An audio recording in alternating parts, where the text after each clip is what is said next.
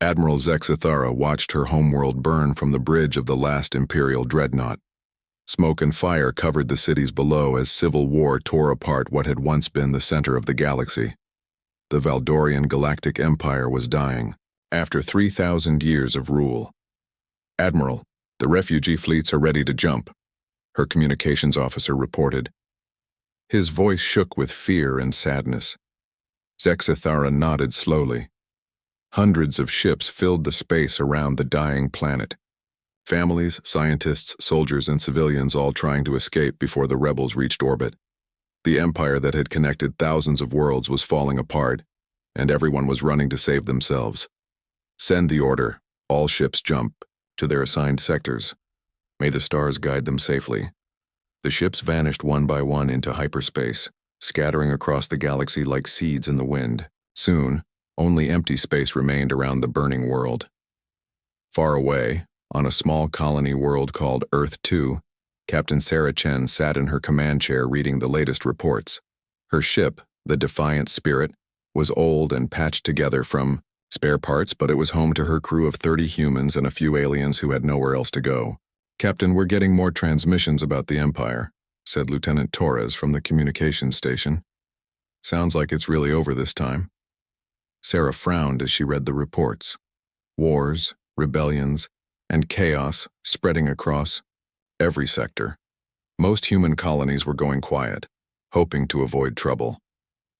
Humanity had only joined the Empire 200 years ago, making them newcomers compared to species that had been members for thousands of years. "What are our orders from Earth Command?" Sarah asked.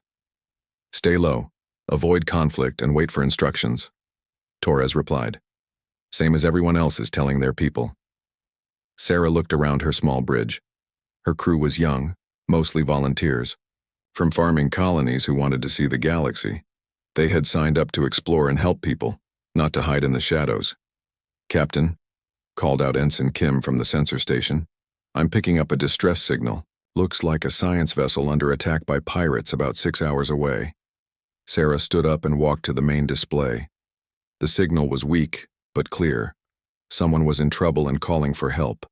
According to the ship's identification, it was a Valdorian research vessel with 12 people aboard. "Those pirates will kill everyone on that ship," Torres said quietly. The Valdorians were Empire nobility. Pirates hate them now. Sarah stared at the display for a long moment. The smart thing would be to ignore the signal and stay hidden. Her ship was not built for fighting. They had mining lasers and basic shields. Nothing that could stand against real pirate vessels. But she thought about the 12 people who would die if no one came to help them. "Set course for the distress signal. Maximum speed," she ordered. "Captain, we can't fight pirates." Torres protested. "They'll destroy us." "Maybe," Sarah said with a small smile. "But we're going to try anyway. That's what humans do." 6 hours later, the Defiant Spirit dropped out of hyperspace near the science vessel. 3 pirate ships were attacking the smaller vessel, trying to break through its shields. The science ship was badly damaged and would not last much longer. "Open a channel to the pirates," Sarah ordered. The pirate captain appeared on screen. He was a Krillian with sharp teeth and angry, red eyes. "Human ship, leave now or we will destroy you too." "I don't think so," Sarah replied calmly. "Let the science vessel go and we won't have to hurt you." The pirate captain laughed. "Your ship is tiny. We have 3 warships." "You have 3 ships," Sarah agreed. "But we have something you don't." "What is that, human?" "We're really stubborn." The pirate cut the communication and opened fire. Sarah's ship shook as laser blasts hit their shields. "Return fire. Target their engines," Sarah shouted. What happened next became legend among the pirates of that sector. The small human ship fought like nothing they had ever seen. When their shields failed, they kept fighting. When their weapons were damaged, they used mining equipment as weapons. When the pirates tried to board them, the humans fought hand to hand in the corridors. Lieutenant Torres came up with a crazy plan. They used their mining lasers to cut apart a large asteroid, then pushed the pieces toward the pirate ships using their tractor beam. The pirates had never seen anything like it. "These humans are insane," One pirate captain screamed over the radio before his ship was crushed by flying rocks. The other two pirate ships ran away rather than fight the crazy humans anymore. Sarah's crew rescued the Valdorian science vessel and brought the survivors aboard. The lead scientist was an elderly female named Dr. Kethmore. She looked at Sarah with great curiosity. "I must thank you, Captain," Dr. Kethmore said, "but I am confused about something. Our records show your species as human, but our computers keep calling you Terrans. Why is this?" Sarah shrugged. "Terra is the old name for our homeworld, Earth. Some people still use it." Dr. Kethmore's eyes widened. "Captain, I need to show you something from our archives, something about your people that you may not know." In the ship's small meeting room, Dr. Kethmore activated a holographic display. Empire records appeared in the air, showing detailed files about hundreds of species. Every species in the Empire was studied and classified, she explained. Military strength, psychology, useful traits, potential threats. Your people have a very unusual classification. She pulled up humanity's file. Most of it looked normal. Recent members, moderate technology, small population. But at the bottom was a line that made Sarah's blood run cold. Escalation protocol. Infinite. "What does that mean?" Sarah asked. Dr. Kethmore looked worried. "In all our records, only one species has ever received this classification. The Empire's military studied how different species react to threats. Most species will fight, to a certain point, then surrender or negotiate when the cost becomes too high." She paused and looked directly at Sarah. "Humans are different. Every simulation, every historical analysis, every psychological test showed the same result. Humans do not stop escalating. They do not surrender. They do not calculate acceptable losses. When threatened, they just keep fighting harder and harder until either they win or they die." Torres whistled softly. "That's why the pirates ran away. They realized we weren't going to stop." "Exactly," Dr. Kethmore said. "And now, with the Empire gone, everyone will need to remember this about your people. The galaxy is about to become a very dangerous place." Over the next few weeks, word of the battle spread through the HyperNet communication system. Other refugee ships began sending messages to Sarah's vessel, asking for protection or help. Some wanted to join her crew. Others just wanted to know that someone was still trying to help people. Sarah found herself with a small fleet of rescued ships and volunteers from a dozen different species. They called themselves the Defiant Fleet, and they did something no one else was doing in the chaos after the Empire's fall. They fought back. Every time they found pirates attacking refugees, they attacked the pirates. Every time they saw stronger species bullying weaker ones, they intervened. Their fleet grew larger as more people joined them, but Sarah noticed something strange. All the new allies called them Terrans, not humans. The name was spreading across the galaxy, and with it came stories of the species that refused to give up.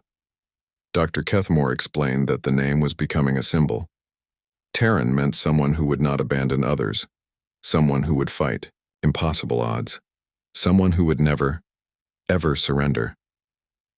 As Sarah watched her growing fleet jumping to hyperspace toward their next mission, she wondered what her people were becoming. The Empire had fallen, but maybe something better could rise from its ashes, something that would never stop fighting for what was right. 3 months had passed since the Empire died, and the galaxy was tearing itself apart.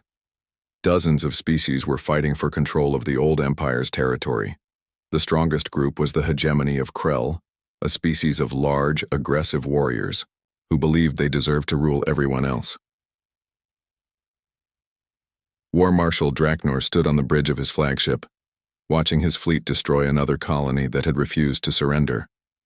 The Krell were winning because they were simple and direct.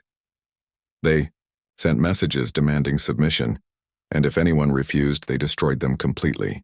"Send the standard message to all remaining systems," Draknor ordered his communications officer. "Submit to the hegemony or be destroyed. We give them 1 day to decide." Meanwhile, Sarah Chen's fleet had grown to 15 ships of different sizes and species. They had rescued thousands of refugees and were running low on supplies. Her crew now included humans, Valdorians, Altarians, and several other species who had nowhere else to go. "Captain, we're receiving a distress call from Kepler 442c, reported Lieutenant Torres. Mining colony with about 50,000 civilians. Krell ships are demanding surrender." Sarah looked at the tactical display. The mining world was 3 days away at maximum speed. By the time they arrived, it might be too late. "How many Krell ships?" she asked. 15 warships, Torres replied. His voice was grim.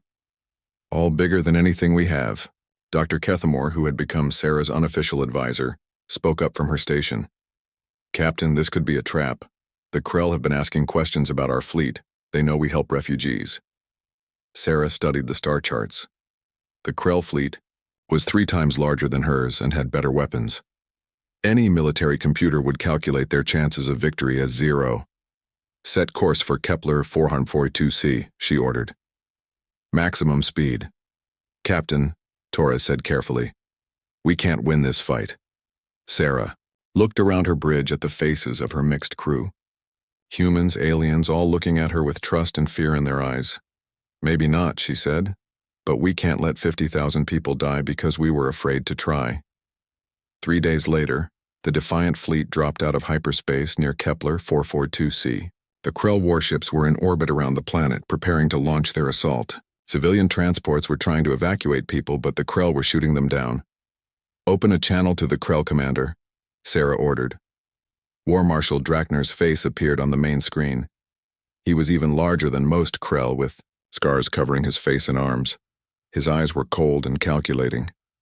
"Human captain," he said with amusement, "you are either very brave or very stupid to come here." "Probably both," Sarah replied.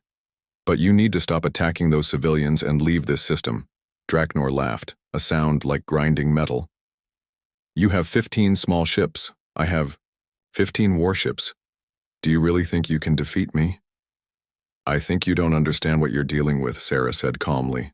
"This is your only warning. Leave now." "Humans," Drachnor sneered. "The Empire called you Terrans, yes? Let me show you what happens to Terrans who challenge the Krell." The communication ended and the Krell ships opened fire. What happened next shocked everyone watching. The Terran fleet did not try to run or negotiate. They charged straight into the Krell formation, weapons blazing. The battle was chaos. Sarah's flagship, now called the Unbroken Spirit, took heavy damage but kept fighting. When their main weapons failed, they used mining equipment. When their shields collapsed, they used their engines to ram enemy ships.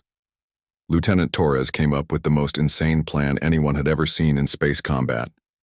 He noticed that the planet had a large gravity field generator used for mining operations. If they could overload it and combine it with their mining lasers, they might create a localized gravity well. "Captain, this is completely crazy," he said as he explained his idea. "If it doesn't work, we'll probably die." "If we don't try it, we'll definitely die," Sarah replied. "Do it." Torres linked their mining lasers to the planet's gravity generator and created a massive gravity pulse that caught 3 Krell warships. The ships were crushed instantly, their hulls folding like paper. The Krell had never seen anything like it. Their species fought with honor and tradition. They calculated risks and withdrew when losses became too high. But the Terrans fought like wild animals, never stopping, never retreating, always finding new ways to hurt their enemies. "These Terrans are insane," one Krell captain screamed over the radio. "They're ramming us with damaged ships." And it was true. When Terran ships were too damaged to fight normally, their crews would point them at Krell vessels and ram them at full speed. The human and alien crews worked together with perfect coordination, each species contributing their unique abilities to the fight. War Marshal Drachnor watched 3 more of his ships get destroyed by Terran tactics that made no sense. The small human fleet was losing ships too, but they kept fighting with even greater fury as their numbers dropped. "These creatures do not fight like any species I know," his tactical officer reported. "They ignore all calculations of acceptable losses."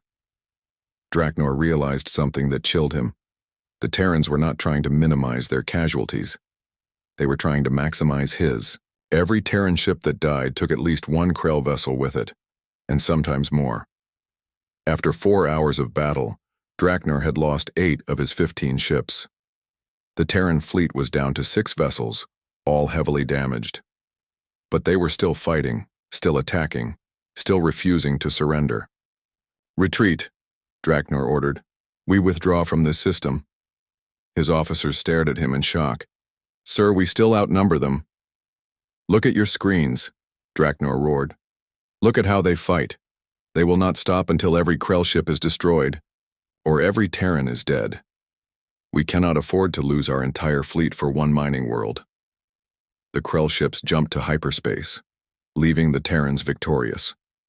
News of the battle spread across the galaxy within days. The impossible had happened. A small fleet of refugees had defeated the Krell hegemony's finest warships. But more important than the victory was how they had won. Other refugee fleets began asking to join the Terrans. Species that had been hiding sent messages offering to help. The Terran fleet grew larger every week as word spread about the humans, who would fight for anyone, regardless of species or benefit to themselves. Dr. Kethmore showed Sarah more files from the Empire's archives. Every time humans had been tested by Imperial forces, they had exceeded all expectations. Human soldiers would fight impossible odds. Human commanders would attempt strategies that should have been suicide but somehow worked. Human diplomats would make demands that seemed unreasonable until they proved they could back them up with action. "The Empire was fascinated by your people," Dr. Kethmore explained. "And terrified. You do not accept limitations the way other species do." Sarah watched her growing fleet through the bridge windows. Ships from dozens of species now flew under Terran command, not because they were forced to, but because they chose to. "What are we becoming?" she asked. "Something new," Dr. Kethmore replied. "Something the galaxy has never seen before. A force that fights not for conquest or profit, but for the principle that some things are worth any sacrifice." War Marshal Draknor sat in his command center, studying reports about the Terran fleet. Every week they were getting stronger, and every week more species were joining them. The Krell had always conquered through superior force, but the Terrans were proving that will and determination could overcome raw power. "Find out everything about these Terrans," he ordered his intelligence officers. "Their history, their psychology, their weaknesses. If we cannot defeat them through strength, we must find another way." But Draknor was beginning to suspect that the Terrans might not have any weaknesses that could be exploited. They seemed to turn every disadvantage into a strength and every loss into greater determination. For the first time in his military career, the great War Marshal Draknor was afraid. 1 year after the Empire's fall, the galaxy had changed completely. 3 major powers now controlled most of the known systems. The Krell hegemony ruled through fear and military might. The reformed Valdorian Republic tried to rebuild the old Empire's peaceful ways. And surprisingly, the Terran Confederation had become the 3rd major power. What had started as Sarah Chen's small refugee fleet was now a massive alliance of 60 different species. They had no homeworld, no ancient claim to rule, and no industrial base like the other powers. Yet species kept joining them voluntarily, drawn by something the galaxy had never seen before. Admiral Sarah Chen stood on the bridge of her new flagship, the Unbroken Dawn. The ship was huge, built from salvaged Imperial technology, and crewed by representatives of 30 different species.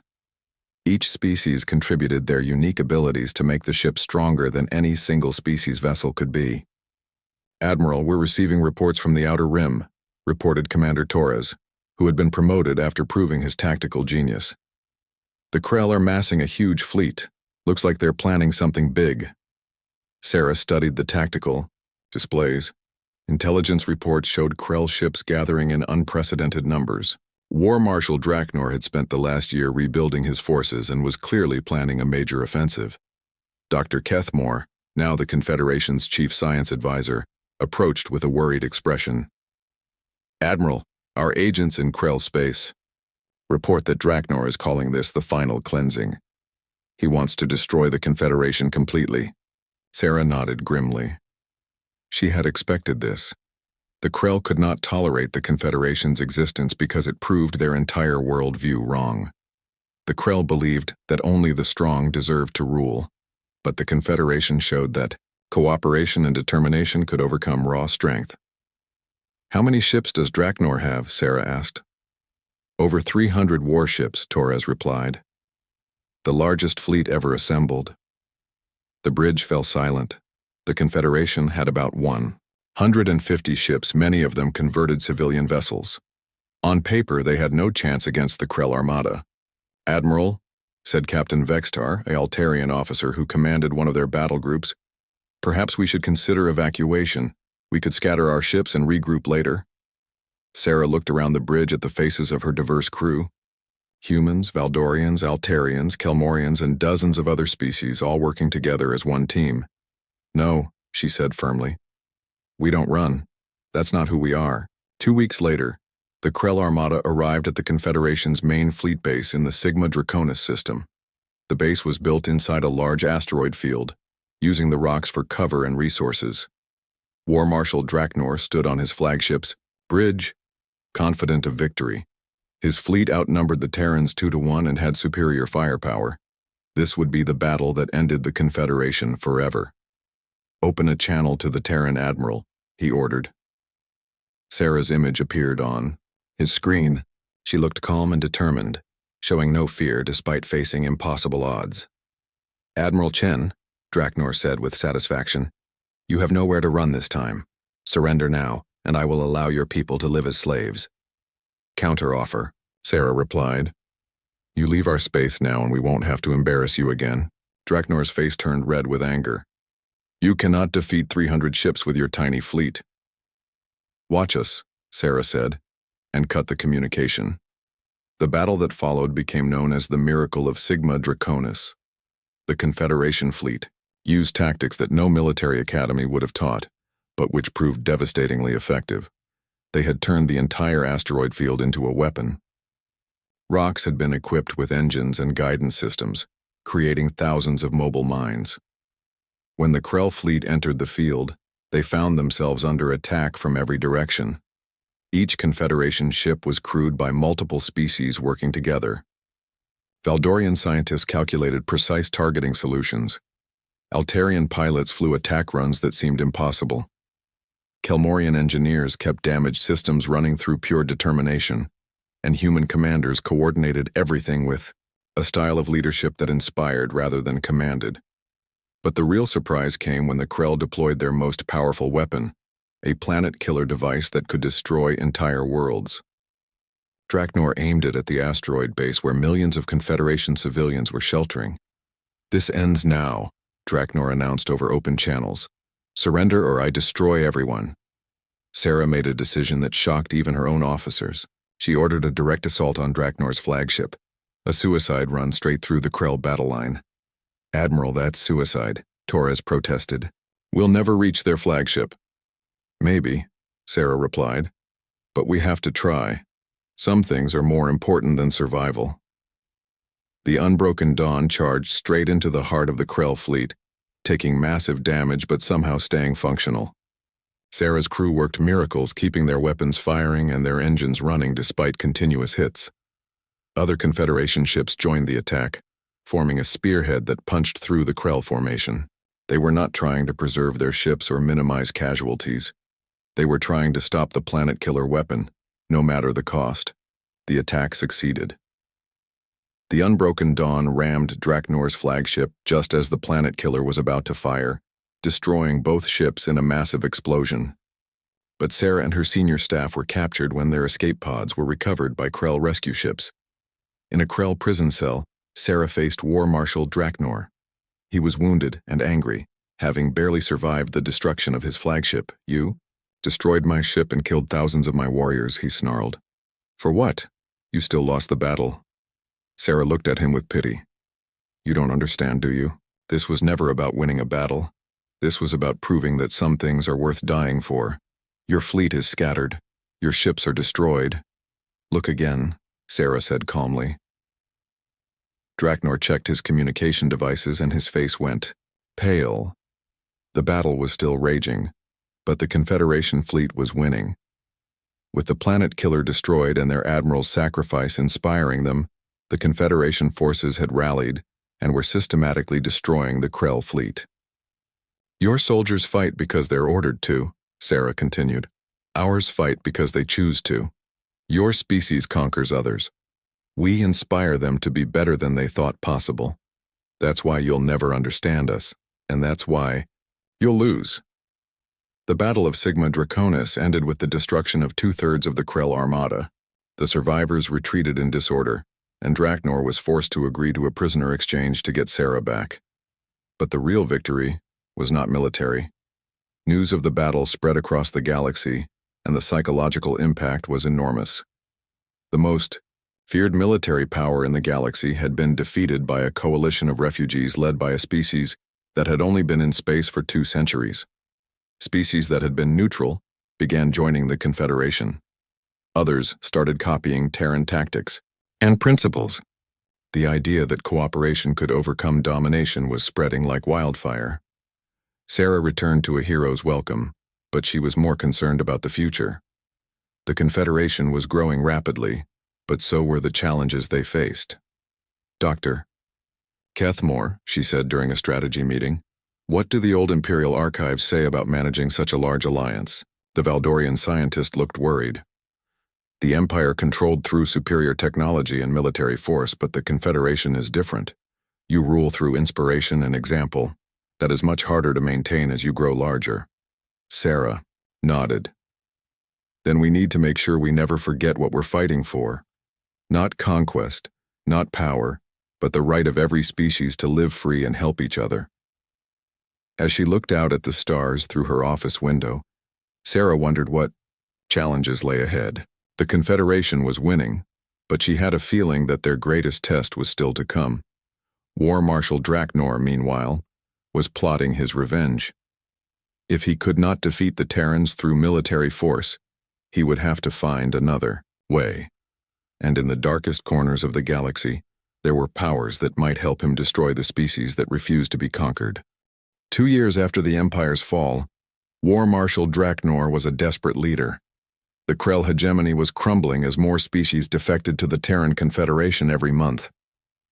Traditional Krell military tactics had proven useless against Terran strategies, and Draknor's own officers were beginning to question his leadership. In his private chambers aboard his new flagship, Draknor studied intelligence reports with growing frustration. The Confederation now included over 90 species and controlled nearly 1/3 of the galaxy. Worse, they were not just militarily successful, they were making the galaxy a better place. Confederation territories had eliminated slavery, established fair trade agreements between species, and created refugee programs that helped displaced populations. Other powers were being forced to improve their own policies just to compete for new members. This cannot continue, Draknor muttered to himself. The natural order must be restored. That was when he made his most dangerous decision. He sent a coded message to the Phantom Syndicate, the descendants of the old Empire's secret police who now operated as information brokers and assassins in the galaxy's shadows. 3 days later, a figure in a dark cloak materialized on Draknor's bridge using advanced stealth technology. The figure's face was hidden, but Draknor could see glowing cybernetic implants where eyes should be. War Marshal, the figure spoke in a voice that sounded like static. I am Agent Null of the Phantom Syndicate. You requested our services. I need information about the Terrans, Draknor said. Something I can use to destroy them. Your organization kept records on every species in the Empire. The price for such information is high, Agent Null replied. What are you willing to pay? Anything, Draknor said without hesitation. Name your price. Agent Null was silent for a long moment. Access to our deepest archives requires payment in blood. Are you prepared to sacrifice half your remaining fleet? Draknor's hands clenched into fists. His fleet was already reduced from losses to the Confederation. But if this information could destroy the Terrans, it would be worth any cost. Agreed, he said. Agent Null produced a data crystal that seemed to absorb light around it. Everything we know about the species you call Terrans. But be warned, some knowledge comes with consequences you cannot foresee. Meanwhile, Admiral Sarah Chen, was dealing with her own problems. The Confederation's rapid growth was creating internal tensions. Some member species wanted more aggressive expansion, while others preferred to focus on improving conditions in existing territories. She was in her office reviewing supply reports when Dr. Kethmore burst in with an urgent expression. "Admiral, we have a problem," the Valdorian scientist said. "Our deep space monitoring stations are detecting strange readings at the galaxy's edge." Sarah looked up from her paperwork. "What kind of readings?" "Massive gravitational anomalies," Dr. Kethmore replied. "Something enormous is approaching from intergalactic space. The energy signatures are unlike anything in our databases." Sarah felt a chill run down her spine. "How long until whatever it is reaches our territory?" "At current speed, approximately 6 months. But Admiral, there's something else. I've been analyzing the data, and some of the energy patterns match fragments in ancient human data cores." Sarah stared at her. "What are you saying?" "I think whatever is coming, it has something to do with humanity's past, before your species joined the Empire." That night, Sarah called an emergency meeting of the Confederation's senior leadership. Representatives from 30 major species gathered in the council chamber aboard the Unbroken Dawn. "We need to discuss a potential threat," Sarah began, activating the holographic display. The readings from the deep space monitors appeared in the air, showing massive objects moving through the void between galaxies. Commander Torres studied the data with growing alarm. "Admiral, these objects are huge. Some of them are larger than our biggest space stations." Captain Vextar, the Altarian Battle Group commander, leaned forward. "Do we know if they're hostile?" "We don't know anything about them yet," Sarah replied. "But Dr. Kethmore believes they may be connected to humanity's history before we joined the Empire." The council chamber erupted in concerned voices. Most species in the Confederation knew very little about human history before their arrival in this galaxy. Humans had always been secretive about their origins. Dr. Kethmore stood up to address the group. "I've been researching human historical records for 2 years.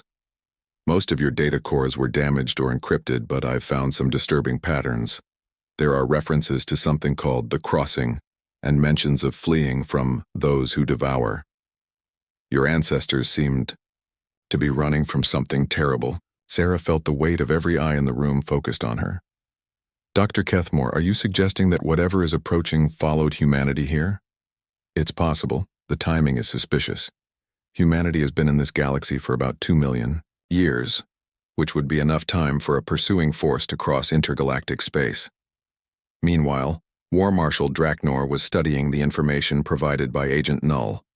What he read in those files made his blood run cold, but also filled him with hope. The truth about humanity was more shocking than anyone had suspected. According to the deepest Phantom Syndicate archives, humans were not originally from this galaxy at all. They were refugees from an extra-galactic war that had consumed their entire home galaxy. The humans who arrived in Milky Way space were the survivors of a civilization that had fought and lost against incomprehensible enemies. But the most important revelation was what those enemies were like. The files described entities called devourers, ancient artificial intelligences that consumed entire civilizations, converting all organic matter into computational substrate for their ever-expanding consciousness. Draknor realized that this explained everything about human behavior: their refusal to surrender, their willingness to attempt impossible strategies, their ability to unite other species. They were not just stubborn or brave. They were traumatized survivors who would never again allow genocide to occur on their watch. But the files contained even more disturbing information.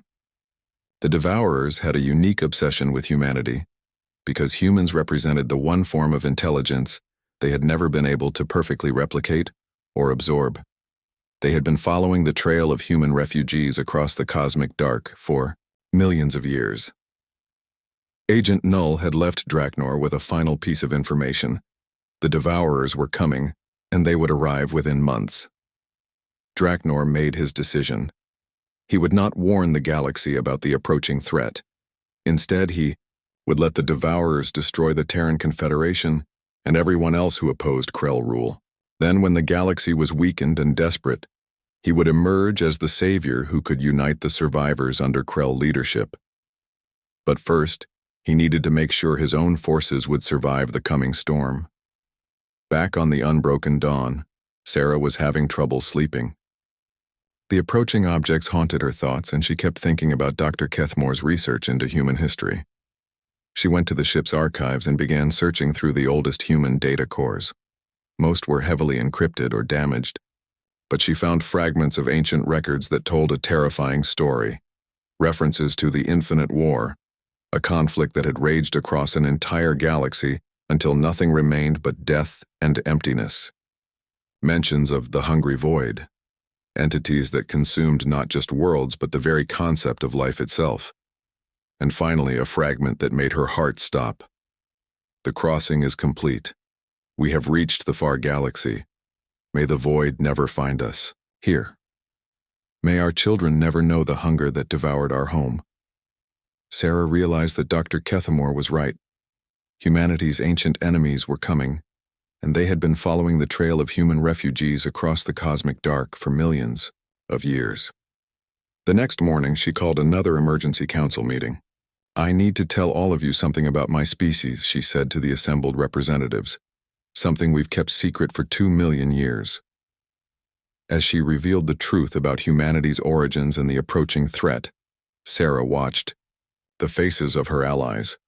Some showed fear, others determination, but none showed the desire to abandon the alliance. "So you see," she concluded, "this is not just a threat to the Confederation. This is a threat to all life in the galaxy. We need to prepare for the greatest battle in galactic history." Captain Vextar was the first to speak. "Admiral, my people stand with humanity. We have fought beside Terrans for 2 years. We will not abandon you now." One by one, every species representative pledged their support. The Confederation would face this threat together, no matter how terrible it might be. But Sarah knew that unity alone would not be enough. They were about to face an enemy that had destroyed an entire galaxy.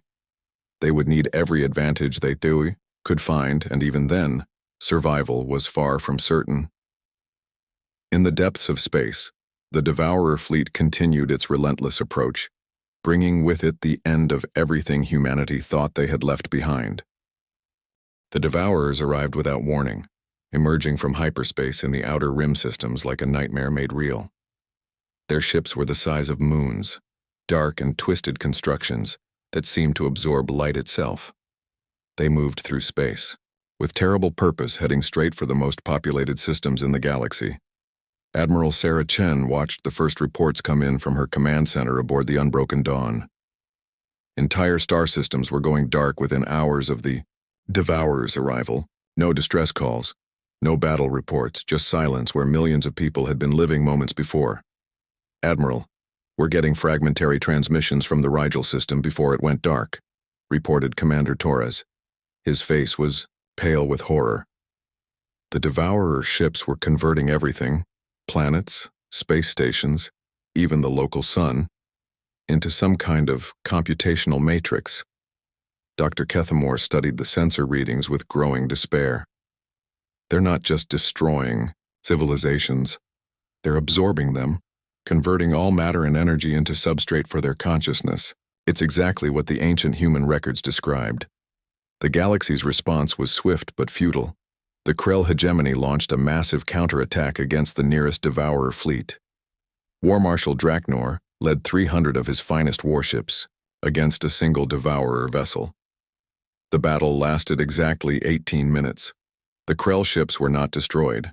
They were absorbed, their crews and technology integrated into the Devourer's growing mass.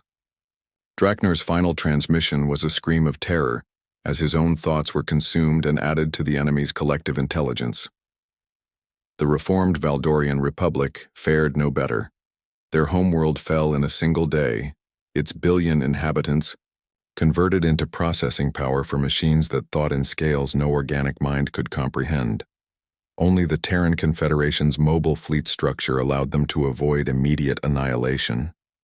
Sarah had ordered all major population centers evacuated to hidden bases in deep space. keeping the fleet constantly moving to avoid detection. But she knew they were only delaying the inevitable. The Devourers had consumed an entire galaxy before. A few scattered fleets would not slow them down for long. That was when Sarah made the most important decision in human history. She called a general assembly of all Confederation forces. Every ship, every crew, every survivor who could still fight. The meeting was held in the cargo bay of the Final Dawn, humanity's largest remaining vessel. Representatives from 90 species gathered to hear what their admiral had to say. Many expected orders to scatter and hide. Others thought she would announce a final, desperate battle. Instead, Sarah told them the truth about what they were really fighting. Every species calls us Terrans, she began, her voice carrying across the massive space. But we've never told you what that name really means to us. Terra was our first home, but we are the children of 100 dead worlds. We are the survivors of the infinite war. She activated a holographic display showing the ancient records Dr. Kethmore had helped her decode, images of a galaxy consumed by darkness, of civilizations that had fought for millions of years against an enemy that could not be defeated. The Devourers destroyed our home galaxy, every world, every species, every hope we had ever known.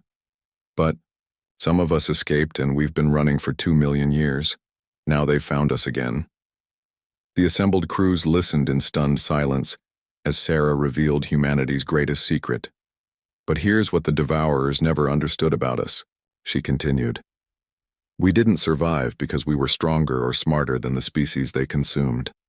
We survived because we never accepted that the war was lost. Every time they destroyed one of our worlds, we rebuilt somewhere else.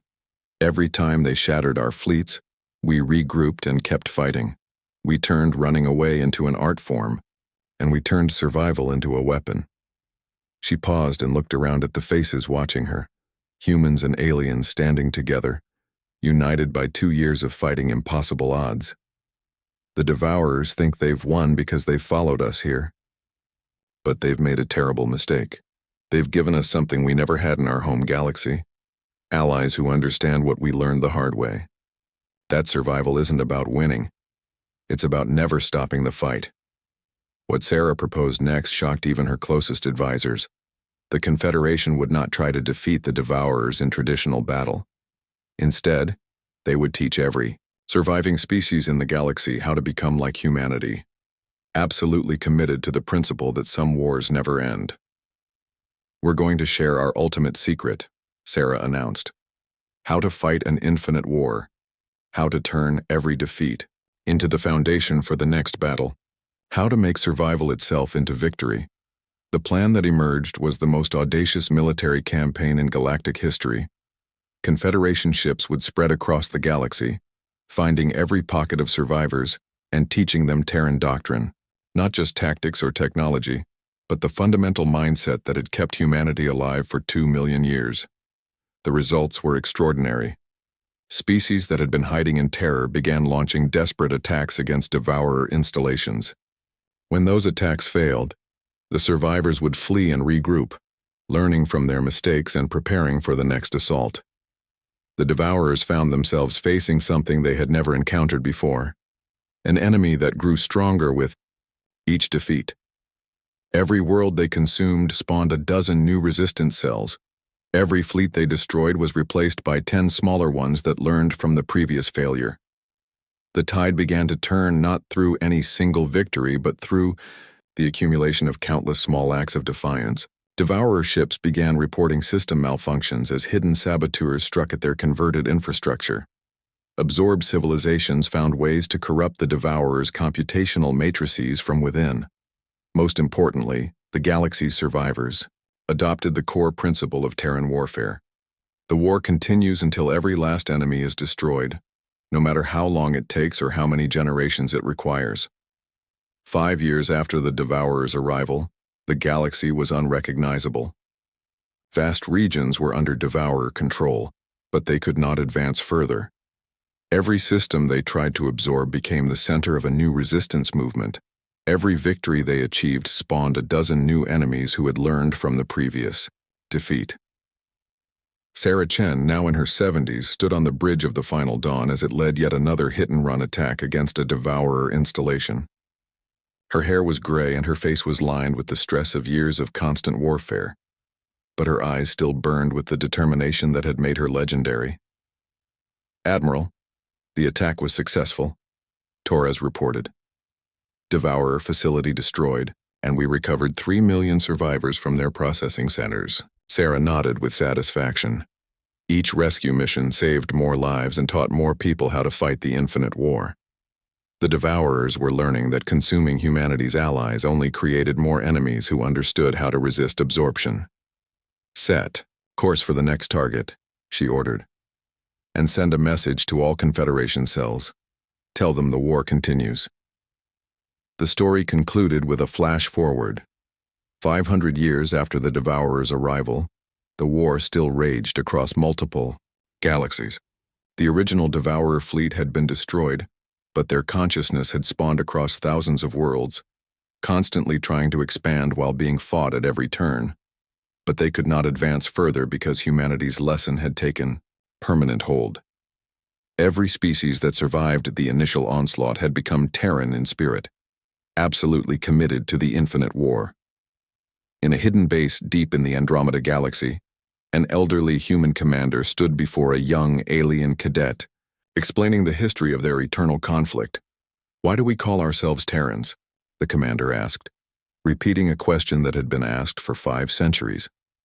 The cadet, a young Altarian with bright green eyes, answered with words that had been passed down through generations. "Because Terra was where we learned that some wars never end. They just teach you who you really are." "And who are we?" the commander asked. "We are the people who never stop fighting for what matters," the cadet replied. The commander smiled and looked out at the stars through the base's observation window. Somewhere out there, Devourer ships were planning their next assault. And somewhere else, Terran fleets were preparing to meet them. The infinite war continued, and it always would. But that was exactly how humanity preferred it. They had spent 2 million years learning that the greatest victory was not defeating your enemies, but ensuring they could never defeat you. And in that endless struggle, they had found something. More valuable than peace, they had found purpose. The universe was vast and full of dangers, but as long as there were Terrans willing to fight, hope would never die. The war would continue forever, and so would they.